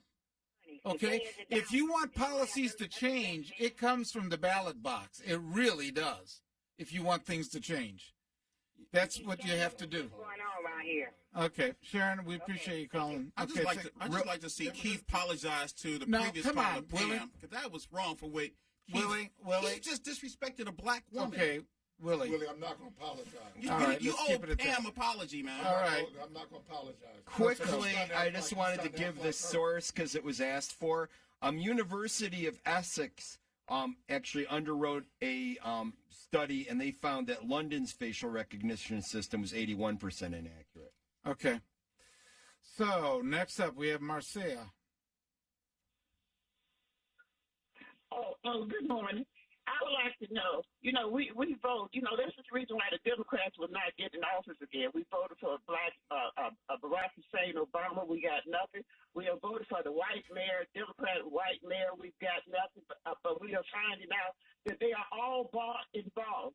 Now, why do Detroit have to be the face of this technology? Why do we have to be the guinea pigs? Why? People would be able to understand this more if it was the state of Michigan. Crime just don't happen here in Detroit. It just happens that you got corporate media here who blows up crime in the city of Detroit. Crime happens everywhere, from the White House to our Congress and all commit crimes, especially when you come before the people like Mike Duggan did and told us what he was going to do one thing and turn around. He read notes off from what some corporate entity has written down for him to say. Now, why are we the dedicated of this technology? Marcy, aren't you a Bernie Sanders supporter? Invented in America and taken to communist China. It started here. It was invented here. So don't sit up here, and many of the people, communist people here, they are not even techies. They don't know how dangerous this technology is for a country that we the people, and it is dangerous for us to have this technology here. And we Detroit has got to be the guinea pig, and that is absolutely wrong. All right, we understand, Marcia. Thank you. We appreciate it. Jackie, you're on next with the panel. Good morning. I'm enjoying your program. Okay, thank you. What I would like to see, my concern is, what is crime? Is crime, who said that selling a Lucy would send you to jail? Who says that if you drive without a license, without insurance, because you can't afford it, that's a crime? You gotta have some rules.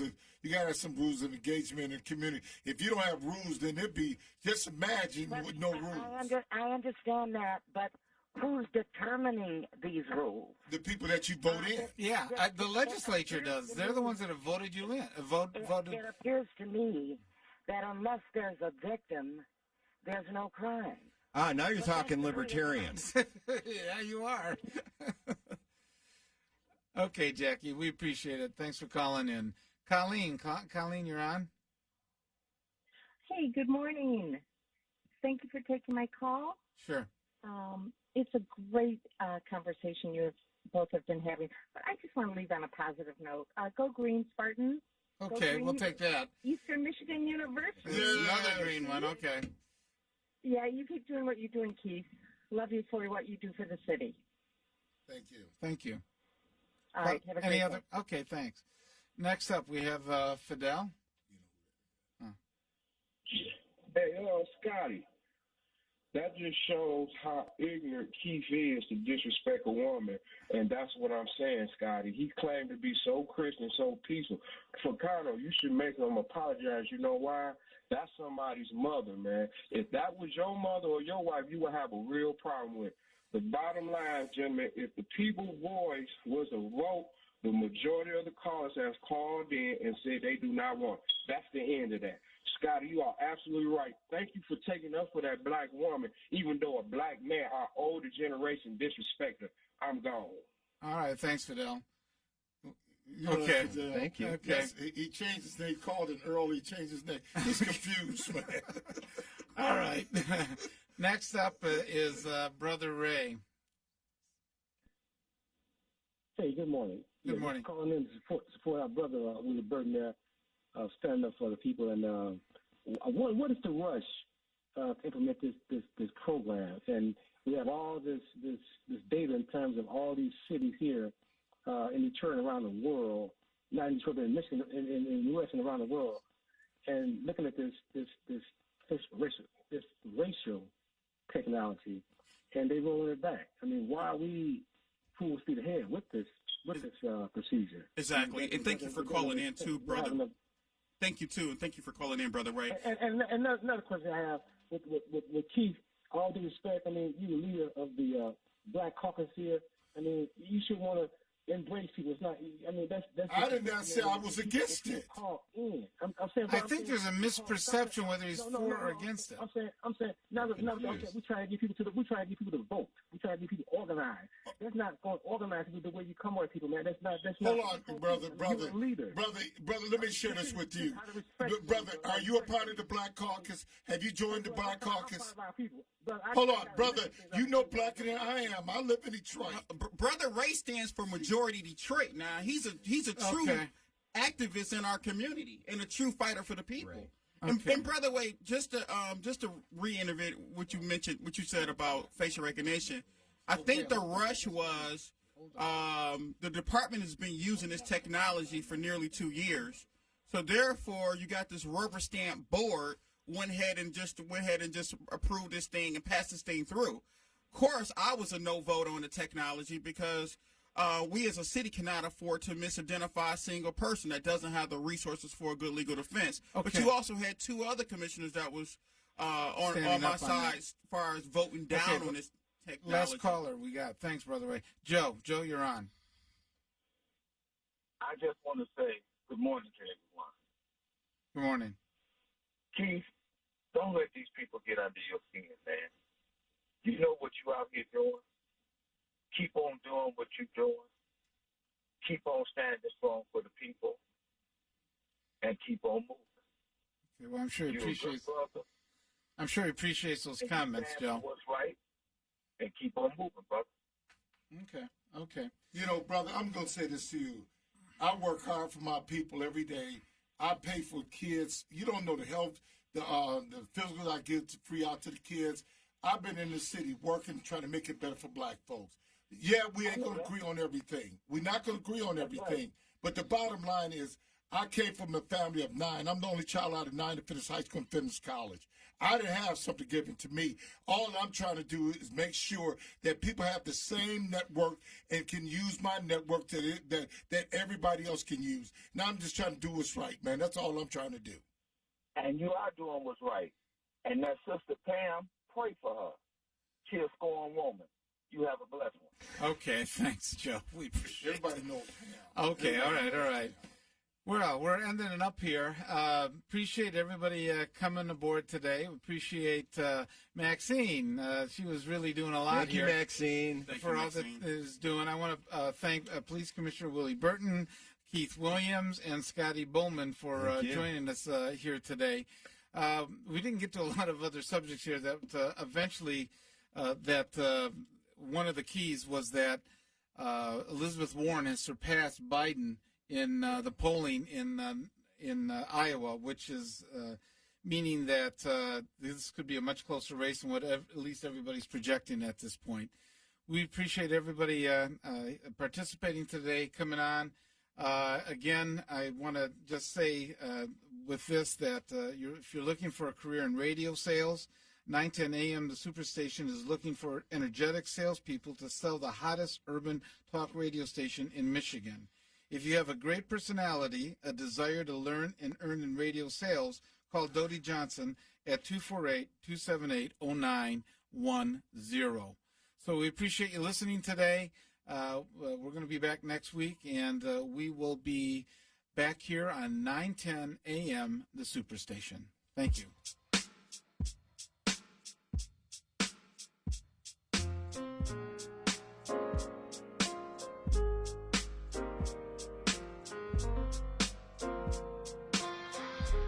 The day you lose your strength is the day you lose your independence. Muscle is lost with age, affecting your energy, balance, and mobility. Before you know it, you're depending on others just to get through the day. But you can't reverse